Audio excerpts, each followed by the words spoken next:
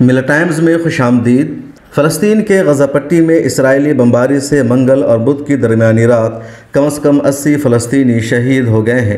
غزہ کی حکومت، جسے فلسطینی مزاحمتی گروپ حماس چلاتی ہے، نے ایک بیان میں کہا ہے صرف رات کے دوران تازہ بمباری میں بیان کردہ شہادتوں کے علاوہ سینکڑوں فلسطینی شہری زخمی ہو گئے ہیں۔ غزہ پٹی پر اسرائیلی حملہ کا آج 19واں دن ہے اور اب تک اسرائیلی بمباری کے نتیجے میں غزہ میں لگ بھگ 6000 سے زیادہ فلسطینی شہید ہو چکے ہیں، جن میں ایک ذریعہ کے مطابق 60% بچے اور خواتین شامل ہیں۔ بتایا گیا ہے کہ غزہ میں صرف ایک رات کے دوران ہونے والی یہ اب تک کی سب سے زیادہ شہادتیں ہیں، کیونکہ منگل کی رات سے اسرائیل نے بمباری میں شدت پیدا کر دی ہے۔ یہ بمباری خاندانوں سمیت گھروں کو ملبے کا ڈھیر بنا رہی ہے۔ فلسطینی وزارت صحت کے مطابق گزشتہ روز سینکڑوں فلسطینی بمباری کی وجہ سے شہید ہوئے، جبکہ پانی و بجلی فراہمی کا نظام تباہ ہو جانے کی وجہ سے غزہ میں بالعموم شٹ ڈاؤن کا ماحول ہوتا ہے۔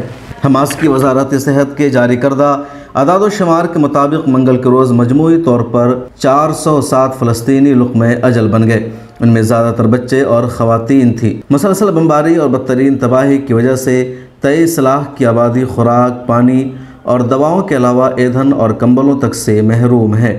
ادھر اسرائیل کی طرف سے کہا گیا ہے کہ منگل کے روز اس نے 400 فضائی حملے کیے تاکہ حماس کے رہنماؤں کو ہلاک کیا جا سکے اور اس کے کمانڈ سینٹرز کو تباہ کیا جا سکے۔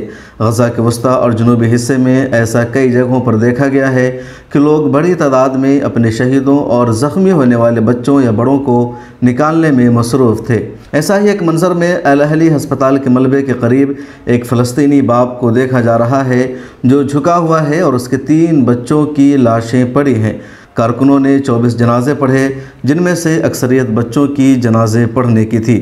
غزہ میں جہاں آئے روز ایک ہی خاندان کے کئی ہلاکتیں ہو رہی ہے، ان میں 2 خاندان ایسے بھی ہیں جن کے 47 افراد بمباری میں جان سے جا چکے ہیں۔ یہ لوگ رفح بارڈر کے نزدیک رہتے تھے۔ خان یونس کے علاقے میں اسرائیلی بمباری کا ہدف بننے والی ایک 4 منزلہ عمارت میں ایک ہی خاندان کے 13 افراد سمیت کل 32 افراد شہید ہو گئے۔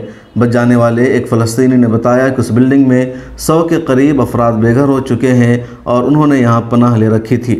ایک مارکیٹ کے علاقے کو بھی اسی طرح بمباری کا نشانہ بنایا گیا۔ اس بمباری سے نصیرات پناہ گزین کیمپ پر بھی حملہ کیا گیا۔ یہاں ایک سبزی کی دکان کا فرش فلسطینیوں کے سرخ گرم تازہ نوجوان لہو سے سرخ تھا۔ اس مسلسل ہونے والی بمباری اور ہر روز بڑھتی چلی جانے والی بمباری اور حملہ کے جواب میں حماس نے بھی اسرائیل کو تباہی کے لیے تیار رہنے کا پیغام دیا ہے۔